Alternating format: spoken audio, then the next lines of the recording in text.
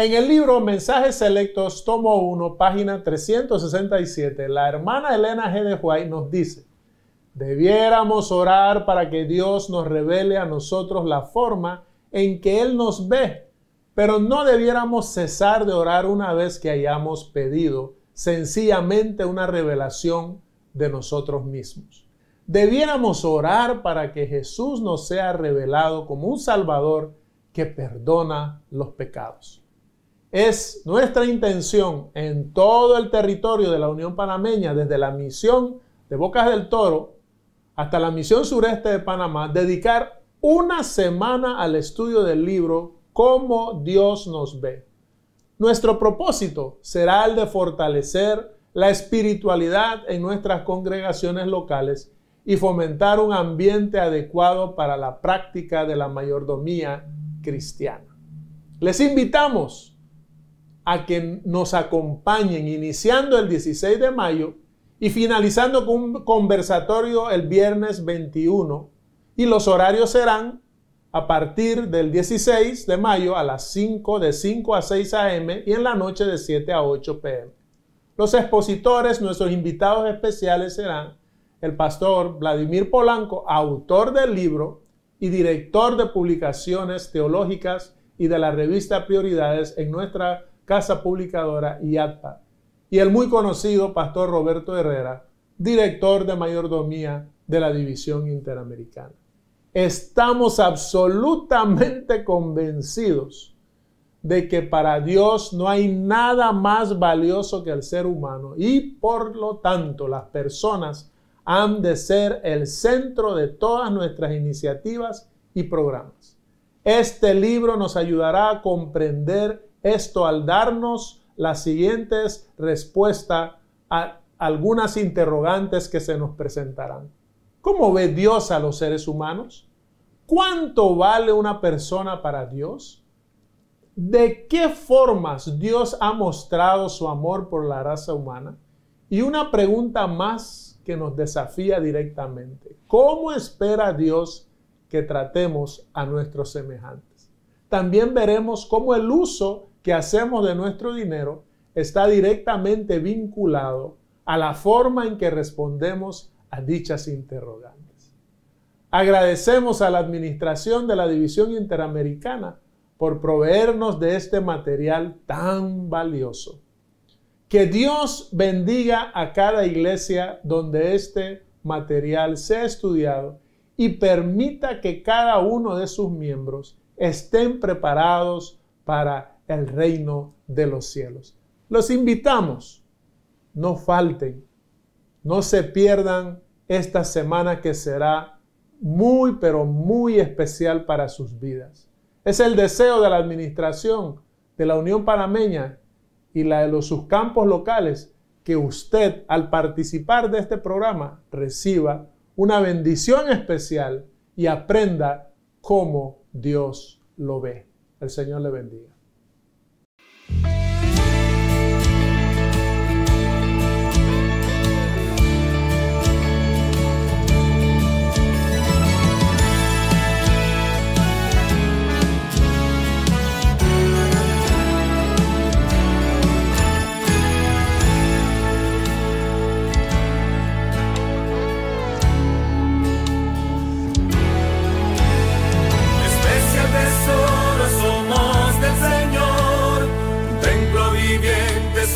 Obra de Dios, el hombre nos mira con poco interés, es que no nos mira como Él nos ve. Él todos sus bienes nos dio por amor, administramos los tesoros de Dios, guardamos su ley como prueba de fe, benditos del Padre así como Él nos ve. Somos pueblo fiel.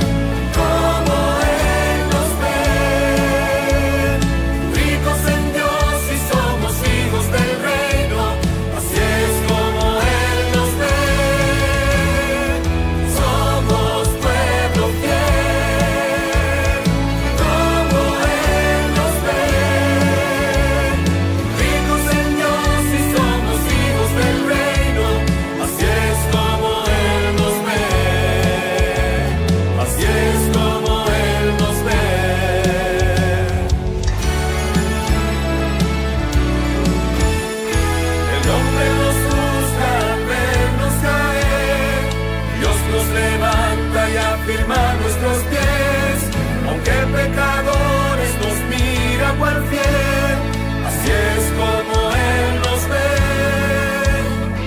Ahora me doy por completo al Señor, se habló de palabras que le seguiré. Soy hijo del reino, soy hijo del cielo, caminemos todos como Él nos ve.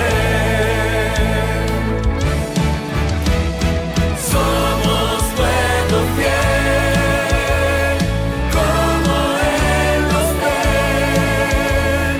Rico Señor, si somos hijos del reino, así es como Él nos ve. Somos pueblo fiel, como Él nos ve. Rico Señor, si somos hijos del reino, así es como Él nos ve. Somos pueblo fiel, como Él nos ve. Rico Señor, si somos hijos del reino, así es como Él nos ve. Somos pueblo fiel, como Él nos ve. Rico Señor, si somos hijos del reino, así es como Él nos ve. Así es como Él nos ve. Así es como Él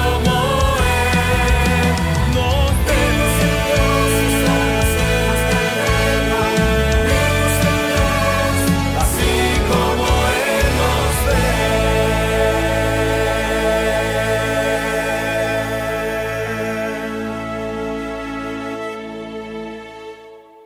Queremos extenderles una cordial bienvenida en esta hermosa mañana.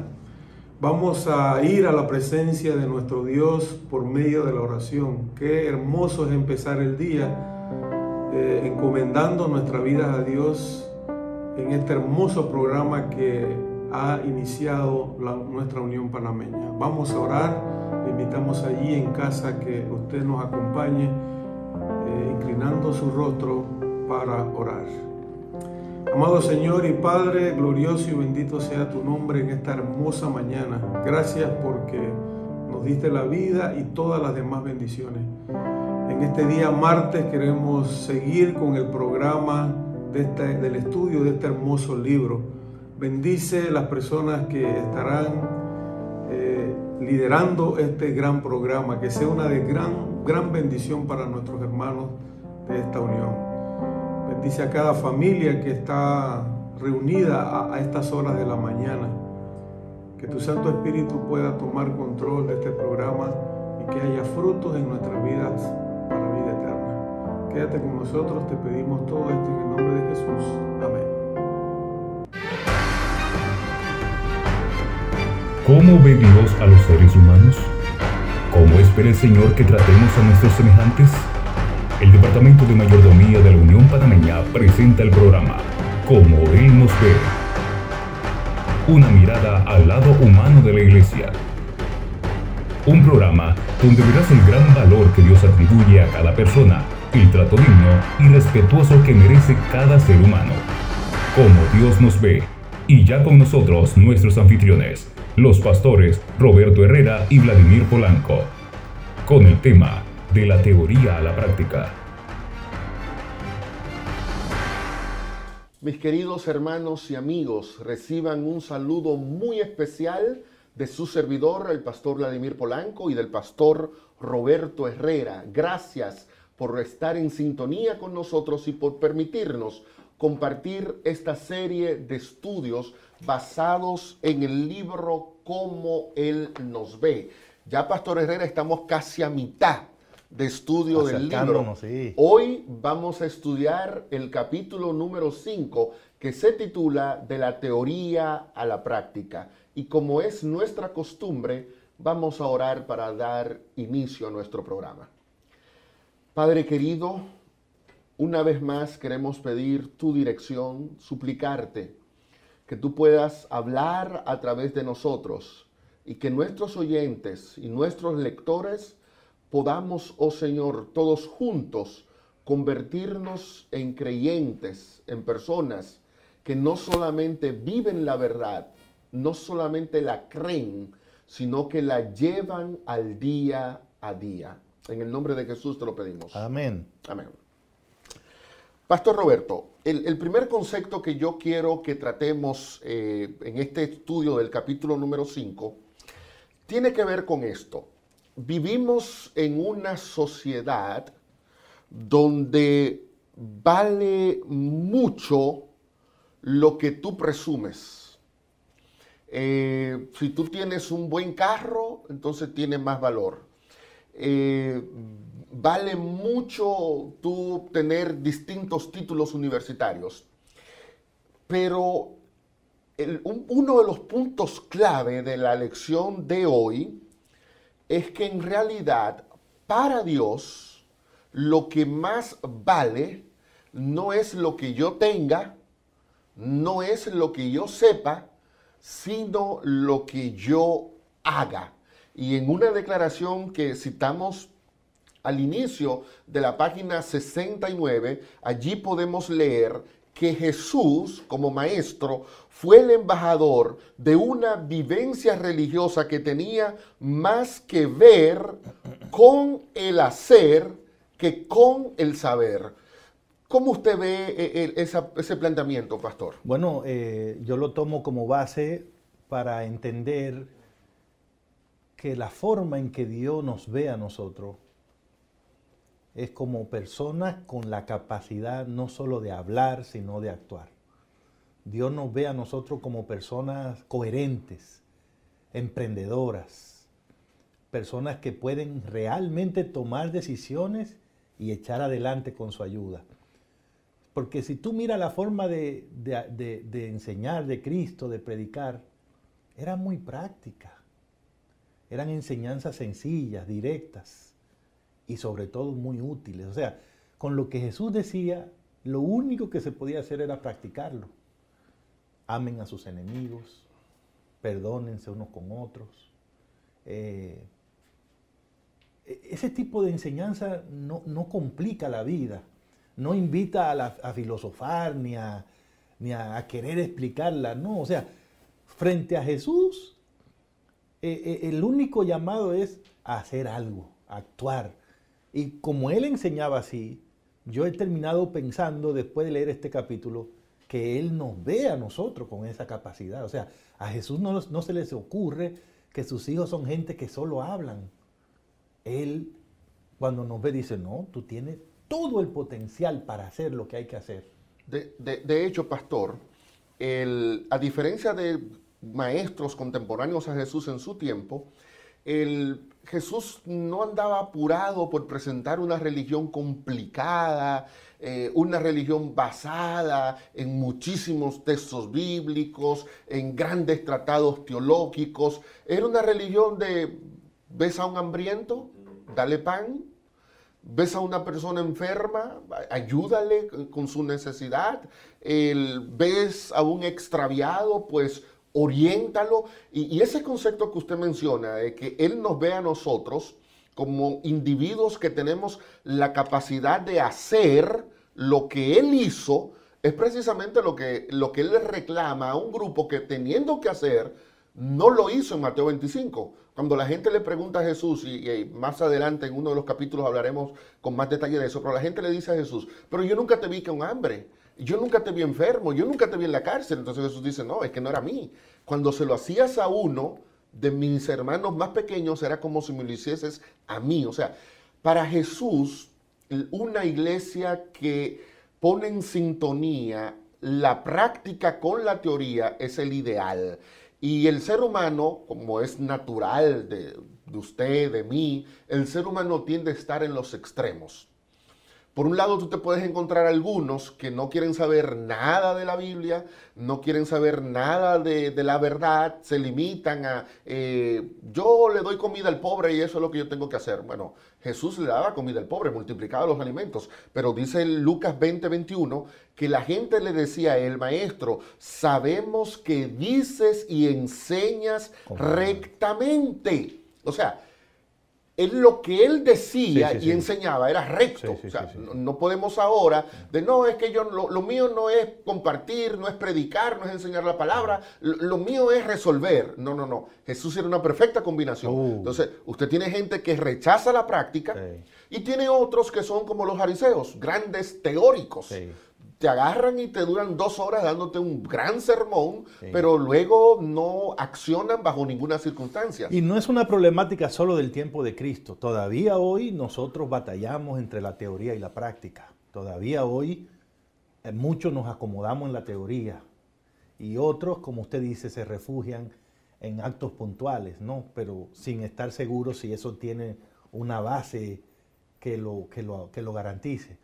Probablemente cuando Jesús contó la parábola del buen samaritano, nos regaló la imagen más clara de lo que para él significa dejar solo de hablar y actuar.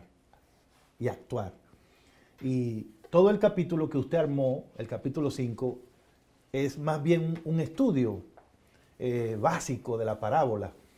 Y es interesante cómo comienza la parábola, porque todo tiene que ver con la parábola. O sea, Cristo contestó así por la forma en que se dieron las cosas. Viene un maestro de la ley, y estamos hablando del capítulo 10 de Lucas, un maestro de la ley, o sea, un escriba, alguien que sabía la teoría, pastor, alguien que sabía qué dice la Biblia, ¿no? Lo sabía. Y entonces el maestro vino a hacerle una pregunta a Jesús. Claramente Lucas se asegura de decir que lo estaba haciendo para probar Correcto. la sabiduría de Cristo, a ver qué Cristo iba a decir. Y la pregunta fue sencilla: maestro, si yo hago qué cosa, voy a heredar la vida eterna.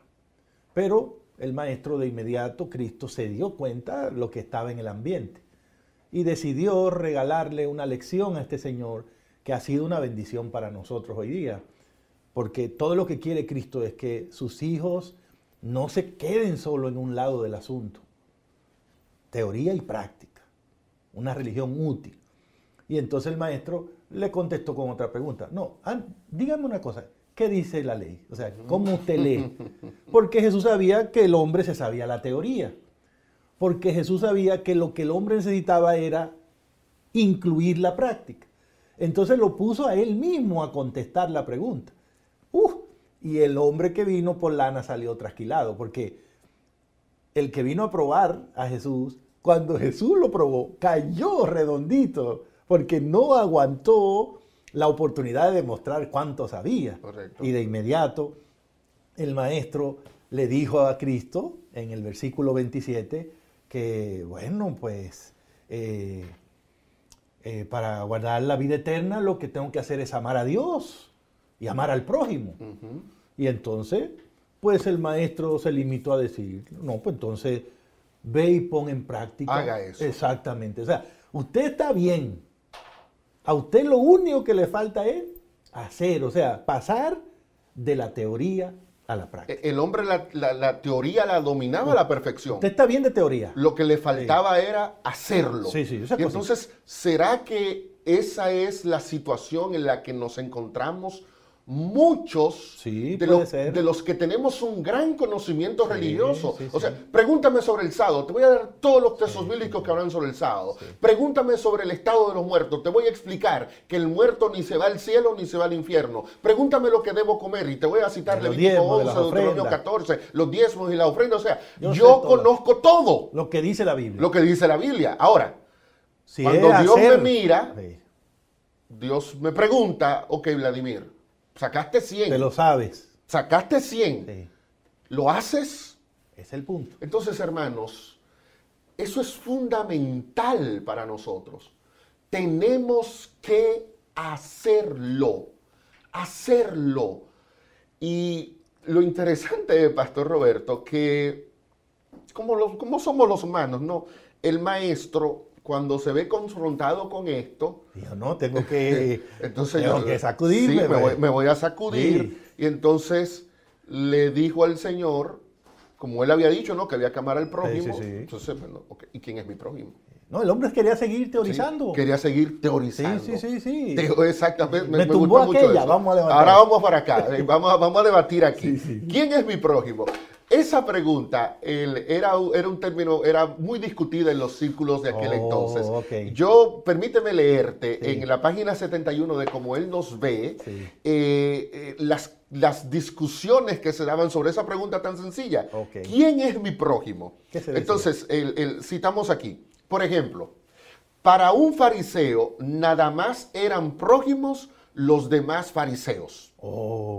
Para los esenios, otro grupo religioso de la época, no consideraban prójimo a los hijos de las tinieblas y además argumentaban que era un deber sagrado, oigan estos religiosos, odiar a los impíos. Ciertos rabinos consideraban que los herejes, los delatores y los degenerados no eran prójimos.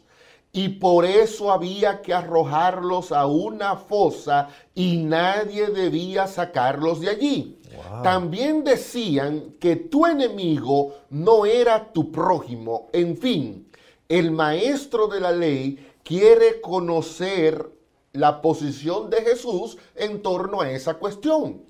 Porque lo que había en aquel entonces era, hombre, nadie es prójimo mío. O sea, este es un impío, no es mi prójimo. Este cree diferente a mí, no es mi prójimo. Este no es de mi iglesia, no es fariseo como yo, no es mi prójimo. Este no ha recibido la verdad del sábado, no es mi prójimo. Entonces por eso es que el maestro, el hombre viene y le pregunta a Jesús, dime tú quién es mi prójimo. No, o sea, si ningún maestro ha podido dar una gran respuesta, vamos a ver qué vas a decir tú. Y de hecho, pastor, yo creo que todavía seguimos elaborando teoría de quién es mi prójimo. La vez pasada alguien me dijo, no, a esa persona yo la tengo en mi lista negra. Por el color de la lista me da la impresión que no era prójimo. No era prójimo. Todavía nosotros seguimos categorizando a las personas. Sí, señor. Así que va a ser interesante en el próximo segmento ver lo que Jesús contestó sobre esta pregunta. No se muevan, ya mismo estamos aquí con ustedes en Como Él Nos Ve. Como Él Nos Ve, una mirada al lado humano de la iglesia.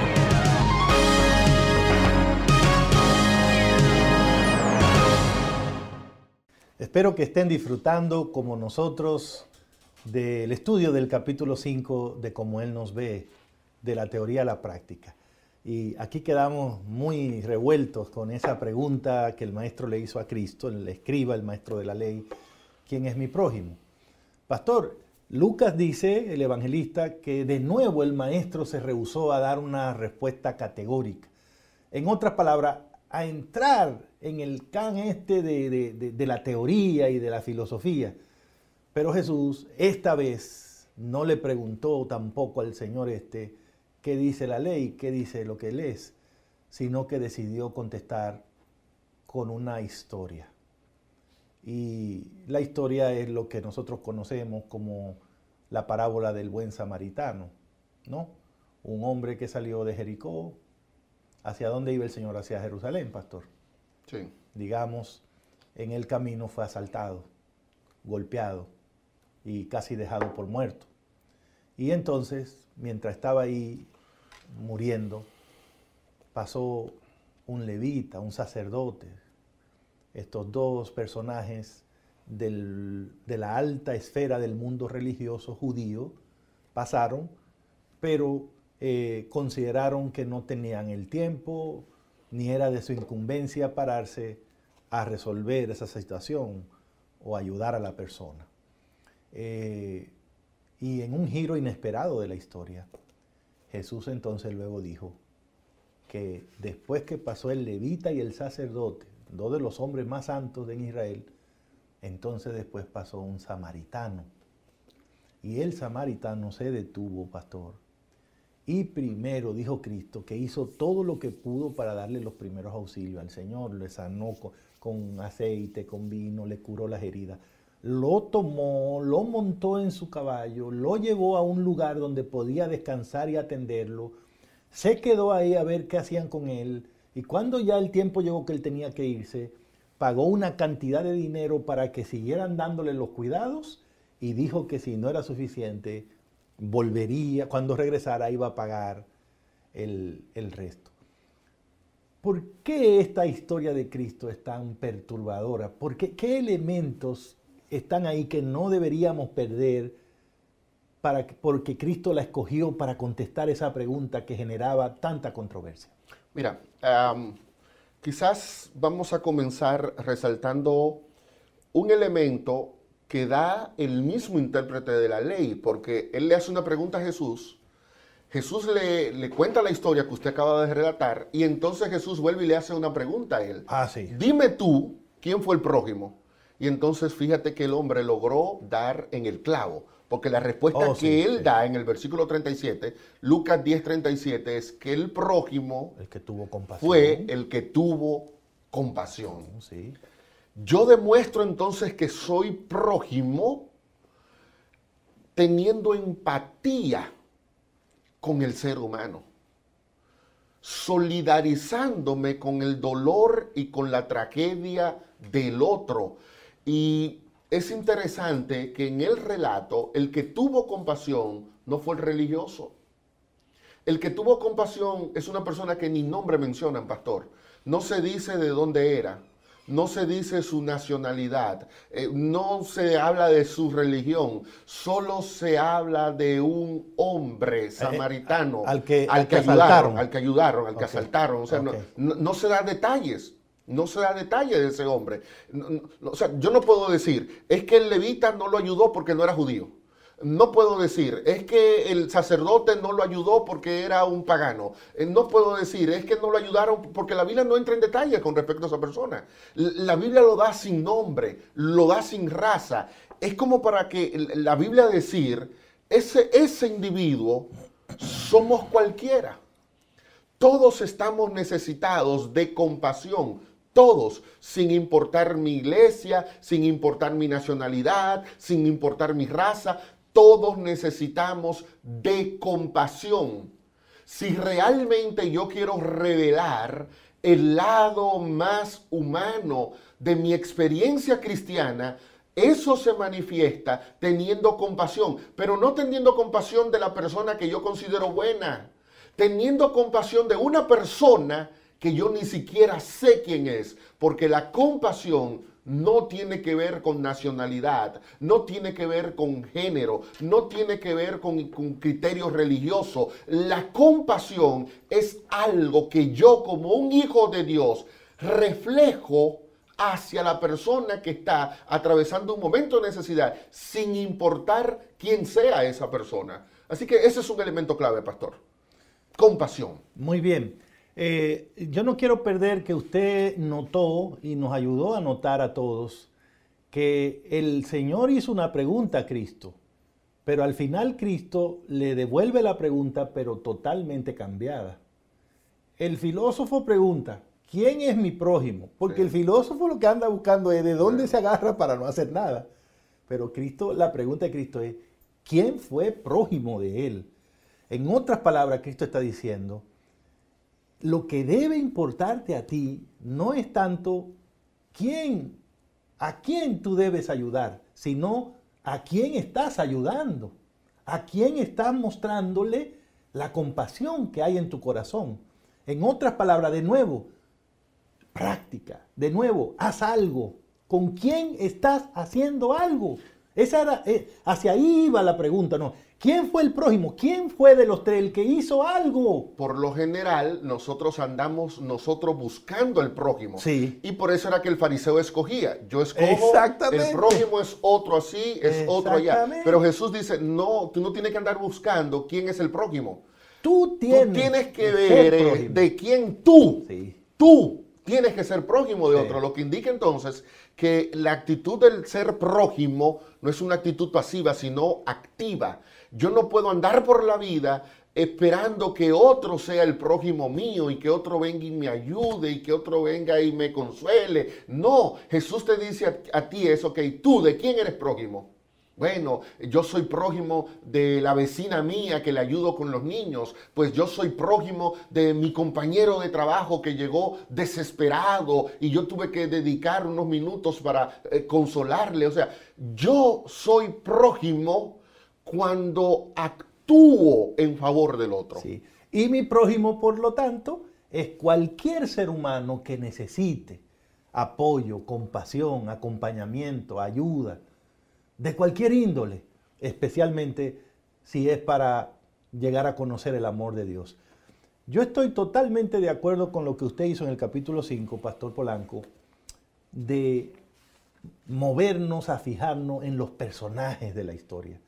Cada personaje que manejó Cristo tenía una razón de ser. Por ejemplo, yo le pregunto a usted, ¿por qué se rehusó Cristo a ponerle un nombre o una nacionalidad o una categoría al señor que maltrataron, al que asaltaron? ¿Por qué nada más dijo, era un hombre? ¿Por qué? Precisamente para no caer en las etiquetas que habían establecido los religiosos de aquel entonces. Perfecto. Si guarda la ley, es mi prójimo. Si la desobedece, no. Si es un hombre, sí. Si es una mujer, no. De hecho, la expresión un hombre es genérica. Es un ser humano. Debería ser la traducción más literal. Un ser humano. Un ser humano. Un ser fue humano. asaltado. Un ser humano. Ya. Si era dominicano, si era venezolano, si era colombiano, si era judío, si era gentil, es un ser humano. Sí. Era rico o pobre, no importa, es un ser humano. Era religioso o era ateo, es un ser humano. El punto es que hay un ser humano que está en necesidad. Sí. Y lo más común, pastor, usted solamente tiene que mirar alrededor y va a encontrar a ese ser humano en necesidad. Okay. Porque la desgracia es omnipresente. Es universal, sí, es universal. Y por lo tanto, la compasión no puede tener etiquetas Tampoco. ni categorías. Y la religión de Cristo es así, es basada en compasión, en amor, en misericordia. Por todos. Por todos. Segunda pregunta, pastor. ¿Por qué, habiendo tanta gente en el país, Cristo agarra y pone un levita y un sacerdote a pasar por ahí y a pasar esa vergüenza que pasaron? Bueno, ahí hay una intención también geográfica y cultural. Los sacerdotes vivían en Jericó, la gran mayoría de ellos. Okay. Jericó era uno de los barrios buenos, exclusivos de gente religiosa, de la zona, ¿no?, de Israel. Y Jerusalén era el lugar donde estaba el templo. Entonces era común que en esa ruta entre Jerusalén y Jericó pasaran los religiosos, levitas y sacerdotes que iban a dormir a Jericó, pero que venían a trabajar en el templo de Jerusalén. Entonces, era una ruta donde supuestamente pasaban mucha gente buena, pastor. Pero está fuerte eso de, mucha gente buena. De venir de la iglesia. Venir en la ruta de la iglesia. En la ruta de la iglesia. No era que usted se iba por otro lado, no. En la ruta de la iglesia. O sea, yo digo, por ahí yo puedo irme, porque por ahí pasan los religiosos. Si tengo un problema, me van a ayudar. O sea, yo vivo cerca de ti, ahí en Miami, si tengo una situación, bueno, Roberto está cerca de mí, viene en mi auxilio. Cualquier persona que fuera por allí decía, hombre, va a aparecer en algún momento un levita, un sacerdote, religiosos que proclaman el nombre de Dios, me va a ayudar. Sí. Bueno, ahí viene lo irónico del caso, que aquellos que debían ayudar fueron los que negaron ayuda. Y es interesante, negaron la ayuda, negaron mostrar compasión basándose en argumentos religiosos. Sí, estaban ocupados en su religión. O sea, no podía pararse, ese señor iba al templo, entraba al servicio, tenía que ver con el sacrificio, o sea... Bueno, por ejemplo, wow, una de las cosas, ¿no? El sacerdote no podía tocar un muerto. Sí. Entonces ellos ven el hombre ahí, lleno de sangre. No, la ley dice que, pero la ley dice que no puede tocarlo si está muerto. Sí. Pero ¿qué hacen ellos cuando lo ven? Sí. O sea, se dan la vuelta. Está muerto. Bueno, acércate y mira a ver si está muerto, por lo menos. Mínimo. Pero como en nombre de la religión, uno termina dejando a una suerte terrible a una persona. La historia todavía es pertinente. Creo que la gran lección que Dios nos está diciendo es que podemos estar tan ocupados con la religión, con la iglesia, que en realidad nos convertimos en inútiles religiosos. Y Cristo con esta historia está haciendo una protesta, está diciendo, no, mis hijos están en el mundo para hacer bendición, para tener los ojos abiertos, para dar una mano de ayuda. Lo que Jesús dice en esta historia es, donde quiera que haya un hijo mío, que haga lo que pueda, pero que alivie el dolor, que cure, que sane, que consuele. Y ahora, pastor, dígame, antes que terminemos este segmento, ¿por qué un samaritano? Antes de terminar de pasar al samaritano, Roberto, no puedo dejar pasar el concepto de el religioso que cuando ve al ser humano en problemas pasa de largo. O sea, es una religión que no está centrada en el ser humano. Y por eso Jesús recurrió a un ejemplo extremo. Sí. Miren, ese es el samaritano. ¿Quién era el samaritano? El samaritano era una persona que religiosamente era dudosa, porque los samaritanos tenían una mezcla de la adoración al Dios de Israel con dioses paganos. Número 2, étnicamente también eran dudosos, porque los samaritanos fueron resultado de una mezcla de las 10 tribus del norte con los asirios que se trajeron, y esa gente no se sabían quién era. Sí. O sea, ritualmente dudoso, étnicamente dudoso, y el comportamiento del samaritano no siempre era el mismo. O sea, el samaritano también no es que era una persona muy buena, tanto así que los judíos preferían dar la vuelta para no entrar en contacto con Samaria. Entonces lo lógico era, si el levita ve y sigue de largo, si el sacerdote lo ve y sigue de largo, el samaritano, que es el peor de todos, ese sí que lo verá y no solamente seguirá de largo, se aprovecha, se parará a quitarle lo que tiene y robarle. Estoy ansioso, pastor, del próximo segmento. Vamos a hacer una pausa, sí, okay. Porque cuando regresemos vamos a ver las implicaciones que tiene esta maravillosa parábola. Sigue aquí en Como Él nos ve. Como Él nos ve, una mirada al lado humano de la iglesia.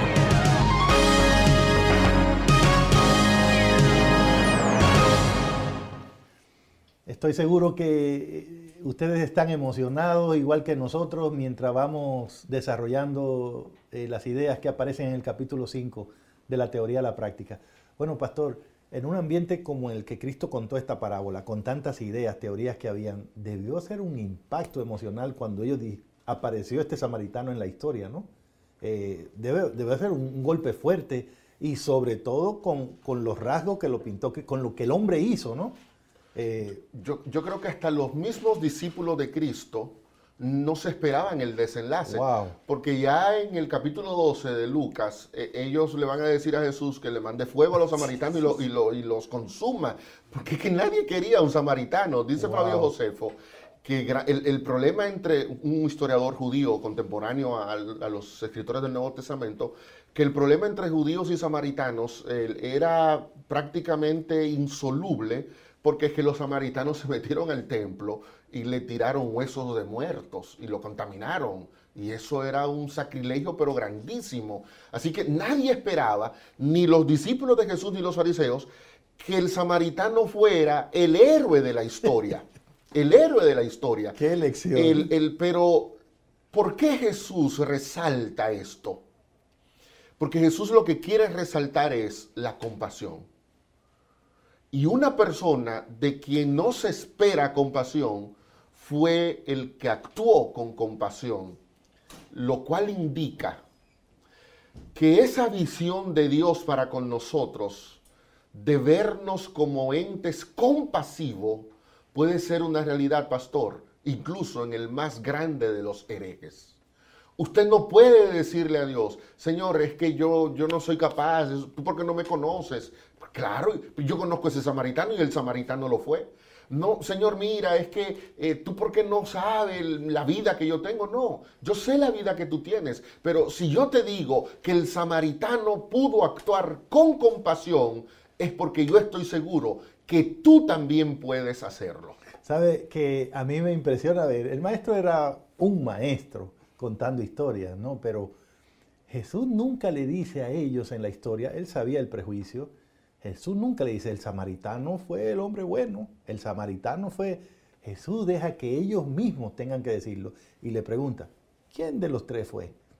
Y qué interesante, pastor, porque los tres tenían bien identificado levita, sacerdote, samaritano. Pero como la respuesta era, el tipo ni siquiera dijo la palabra samaritano. No, es que no se iba a atrever a decirla. No pudo. Tuvo que decir, no, el de la compasión. Pero ¿sabes qué? No pudo dar una mejor respuesta, Claro. porque exactamente eso era lo que quería Cristo. A Cristo no le importaba la etiqueta. A Cristo le importaba hacer notar que la verdadera naturaleza, o que la naturaleza de la verdadera religión, no tiene que ver con categorías.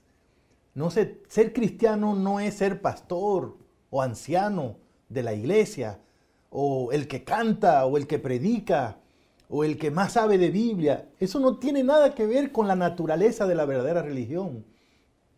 Ser cristiano no significa tener una mala fama y en que Dios te trae a la iglesia. No, ser un samaritano.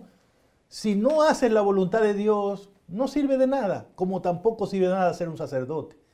La verdadera religión es ser como Dios. ¿Y cómo es Dios con nosotros? Compasivo, amoroso, misericordioso. ¿Y cómo nos ve a nosotros Él? Con capacidad de ser así. Y por eso se resiste a vernos perder el tiempo solo en teoría, en discusiones. Por eso se resiste a que nosotros tomemos la iglesia para convertirla en un club, donde vamos a recrearnos, a divertirnos. A Él le parece que hay demasiado que hacer en este mundo para que sus hijos seamos inútiles. Y nos desafía no a ser sacerdotes ni levitas, no a ser samaritanos, sino a hacer algo, lo que podamos, pero algo que represente mejor. Y todos podemos ser compasivos. Eso sí. De hecho, en la página 75 del libro hay una declaración donde se habla de la naturaleza de la verdadera religión. Y entonces, miren lo que dice Elena de White, hablando sobre este tema. Elena de White dice que en la historia del buen samaritano, Cristo ilustra la naturaleza de la verdadera religión. Muestra que la verdadera religión no consiste en sistemas, en credos, en ritos, sino en la realización de actos de amor, en hacer el mayor bien a otros. ¿Hacer el mayor bien a quién? A otros. Entonces, el sujeto principal de la religión no soy yo. El sujeto principal de la religión es el otro. De hecho, la palabra religión lo que significa es religar, unir. Pero esa unión es un proceso que se da entre el otro y yo. Lo que indica, pastor, que la religión no puede ser egoísta. La religión no puede estar centrada en mí. La religión no puede estar buscando su propio beneficio. Cristo nunca se agradó a sí mismo. Yo no vine a la iglesia para agradarme. Yo no vine a la iglesia para sentirme bien. Yo no vine a la iglesia para estar más contento. Hay gente que viene a la iglesia y lo que se pregunta es, ¿pero por qué la iglesia no hace nada por mí? Es que tú viniste a la iglesia para hacer algo por otros, para extender tu mano solidaria a otro, para expresar palabras de amor y de consuelo al otro, para ligarte con el otro. Si tu religión no te lleva a tener esa cercanía con el otro, entonces, dice Elena de White, no es verdadera religión. El levita y el sacerdote tenían la verdadera doctrina, pero no estaban vinculados ni relacionados con el otro. Y la razón era sencilla.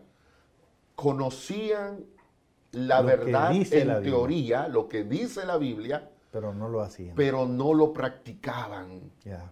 Y no lo practicaban porque no tenían compasión, Yeah. porque no tenían amor, porque el otro no le importaba. Y qué triste sería que la iglesia del siglo XXI no aprenda el ejemplo. Yo creo que sí. Yo creo que estamos llamados a aprender la lección. No tengo que ser un samaritano para ser cristiano, pero tengo que hacer como hizo este samaritano, Pastor Vladi. Porque este samaritano hizo como hace Dios. Usted llamó mi atención cuando dijo, el vocablo misericordia, compasión, que Jesús usó en la historia para referirse a lo que hizo el samaritano, es el mismo que en Lucas 15, verso 20, se usa para hablar de la actitud que tuvo el padre con el hijo pródigo. Pero ¿qué resulta? Que ese padre de la parábola del hijo pródigo representa a Dios. Correcto. En otras palabras, El samaritano, no sé si tiene buena fama, si era buena gente, pero en ese momento hizo como Dios hubiera hecho. Si Dios pasa por ahí en el momento en que ese hombre tuvo la desgracia, hubiese hecho lo mismo que hizo el samaritano. Y por eso nosotros en este mundo tenemos esperanza, porque Dios no nos ve tirados y nos deja ahí tirados. Él siempre hace algo, porque el amor hace algo. Y a mí me encanta cómo Jesús se tomó el tiempo para decir que el samaritano hizo algo. No solo curó, no solo lo montó, no solo lo llevó al mesón, sino que Jesús dijo, metió la mano al bolsillo, sacó dinero, y no poco dinero, Pastor Vladi, y dijo, me lo atienden. Y si falta, voy a traer más dinero. Habrá una lección que nos ayuda a entender de qué se trata la compasión cuando habla Cristo. Eso es un punto importante, porque el samaritano mostró compasión haciendo una inversión. Sí. A veces nosotros decimos, sí, somos compasivos, sí, yo te amo, yo te quiero, pero ¿estoy dispuesto a invertir para que la situación del prójimo cambie? Muchas veces la mejor manera de mostrar que somos seres compasivos no es diciéndolo, es haciendo. Dice Santiago que la religión pura y sin mancha es aquella que va en auxilio del huérfano, de la viuda, del necesitado, es aquella que toca algo que nos duele siempre, que es el bolsillo. Usted no puede decir que es compasivo si esa compasión no se manifiesta en un acto concreto que conlleve una inversión que trate de aliviar el dolor, el sufrimiento, la tragedia del otro. Así que aquí un detalle interesante es, Dios te bendice con recursos. Tremendo. Para que tú utilices esos recursos para mostrar su amor. Tremendo. Maravilloso. Ya volvemos para los minutos finales. Como Él nos ve, una mirada al lado humano de la iglesia.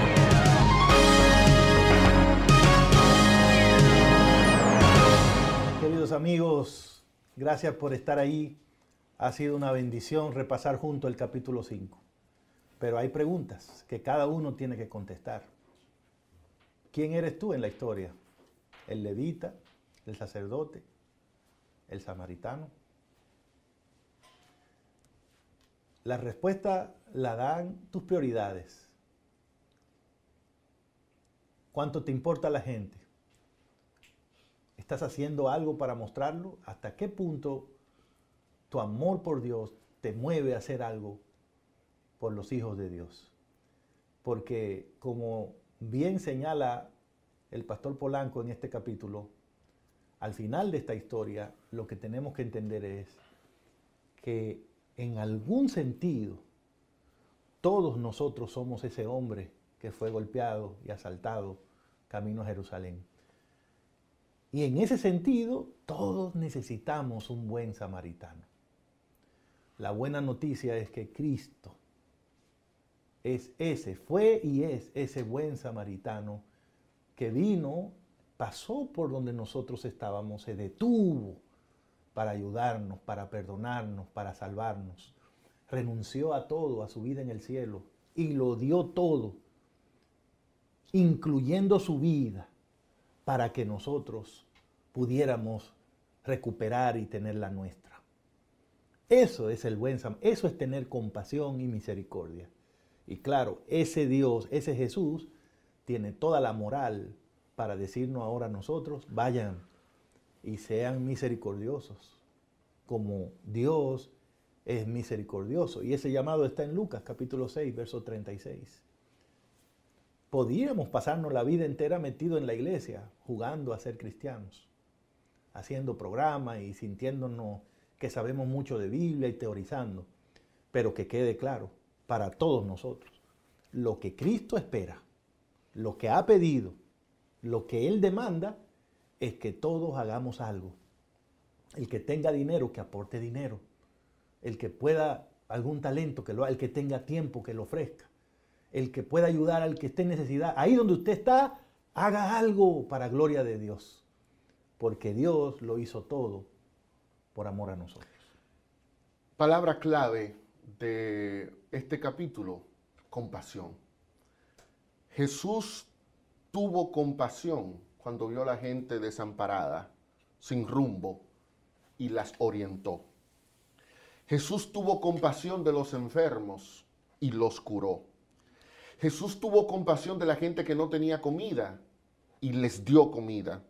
Jesús tuvo compasión del leproso y extendió su mano y lo sanó. El Señor tuvo compasión de los ciegos, por eso les tocó los ojos y les devolvió la vista. El Señor tuvo compasión de la viuda de Naín, por eso resucitó a su hijo. Y ahora lo que el Señor te pide a ti y a mí es: haz lo que yo hice.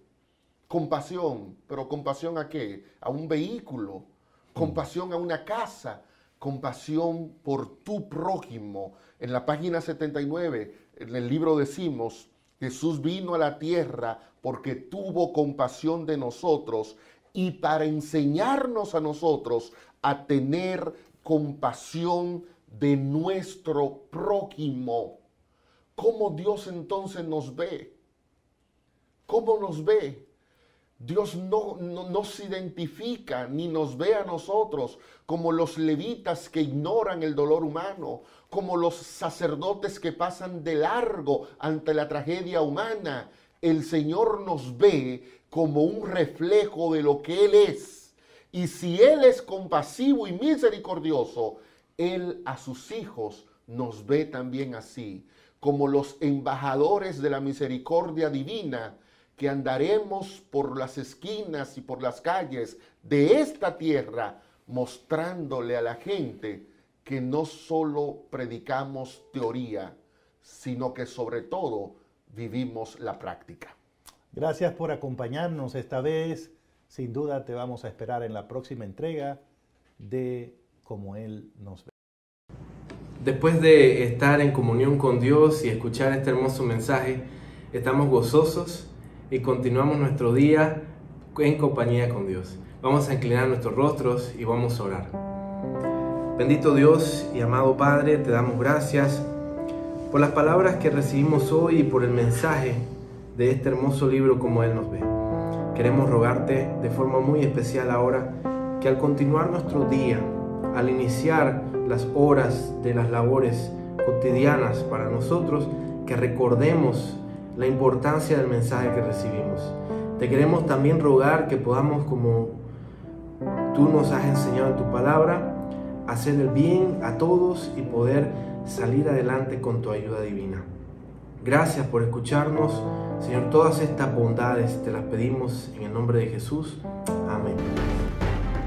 Continuando con nuestra programación especial, no te pierdas esta noche a las 7 p.m. nuestro tema: la ley de Dios y la dignidad humana.